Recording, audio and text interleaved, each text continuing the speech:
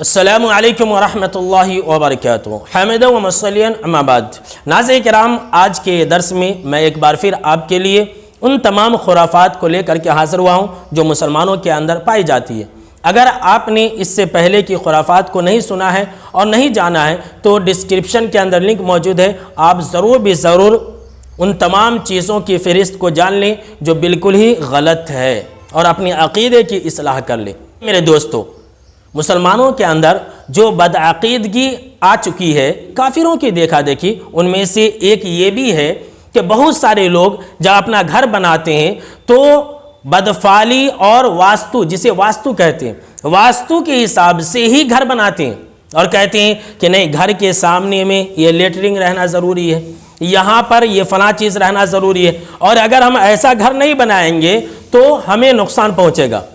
آپ کیا کہیں گے ایسے لوگوں کے بارے میں کہ بس لوگوں کو گمراہ کرنے کے لیے وہ کسی گھر کے سامنے میں آتے ہیں اور گھر دیکھ کر کے بس کہہ دیتے ہیں کہ یہ گھر اچھا نہیں ہے، یہ گھر برابر نہیں ہے، اسے مت رہو، اس کا چولہا ایسا ہے، اس کا بیڈ روم ایسا ہے، اگر اس کے اندر رہے تو تمہیں نقصان ہوگا، کبھی زندگی میں ترقی نہیں کر سکتے۔ بھائی، اسے کیسے معلوم ہو گیا کہ اس کے اندر نقصان ہوگا؟ اس لیے کہ نقصان اور نفع کا مالک تو اللہ رب العالمین ہے، اسے کیسے معلوم ہو گیا؟ کوئی انسان ان کو نہیں پوچھتا ہے بلکہ اس کی بات کو صحیح سمجھ لیتا ہے۔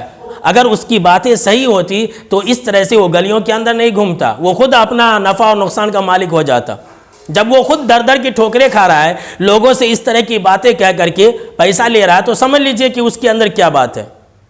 ایسی کوئی بات نہیں ہے میرے دوستو، نفع نقصان اللہ رب العالمین کے ہاتھ میں۔ اسی طرح سے مسلمانوں کے اندر یہ بھی ایک عقیدہ ہے کہ ایک دوسرے کی کنگھی سے کنگھی نہیں کرنا، نہیں تو دونوں کے اندر لڑائی ہوں گے۔ لیجئے، مسلمانوں کے اندر یہ بھی ایک عقیدہ ہے کہ ٹوٹا ہوا آئینہ نہیں دیکھنا، اور اگر دیکھیں گے تو کچھ نہ کچھ آفت اور مصیبت آ جائے گی۔ بھائی، ٹوٹا ہوا آئینہ دیکھنے میں کیا حرج ہے؟ ایسی کوئی بات ہے؟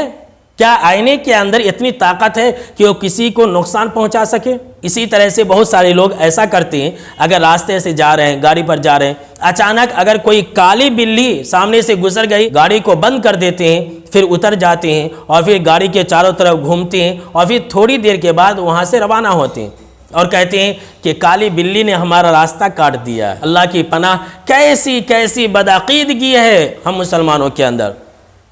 اسی طرح سے مسلمانوں کے اندر یہ بھی ایک بات ہے کہ صبح سویرے اٹھنے کے بعد اچھے لوگوں کا منہ دیکھنا، اور کیا بولتے ہیں؟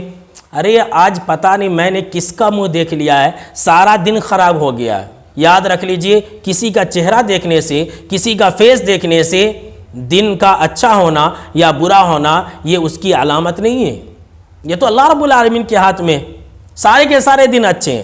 اسی طرح سے مسلمانوں کے اندر یہ بھی ایک عقیدہ پایا جاتا ہے کہ دہلیز کے سامنے نہیں سونا، کچھ نہ کچھ مصیبت آ جاتی ہے۔ اور میں آپ کو کیا بتلاؤں، کیسی خرافات ہم مسلمانوں کے اندر آ گئی ہے۔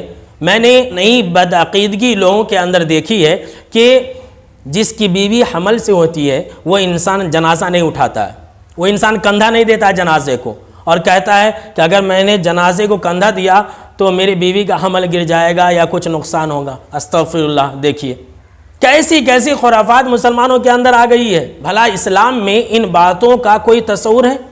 وہ بھی آج کل کا پڑھا لکھا انسان جسے اللہ نے عقل سے نوازا ہے، جو دنیا کے اندر بہت ترقی کر چکا ہے، سائنس جانتا ہے، ہر چیز جانتا ہے، لیکن پھر بھی ان بدعقیدگیوں کا شکار ہے، لیکن پھر بھی ان باتوں کو مانتا ہے اور اس طرح کی چیزوں پر عمل کرتا ہے۔ لہٰذا ہوشیار رہیں، اپنے دین اور ایمان کو اور اپنے عقیدے کو بچا کے رکھیں۔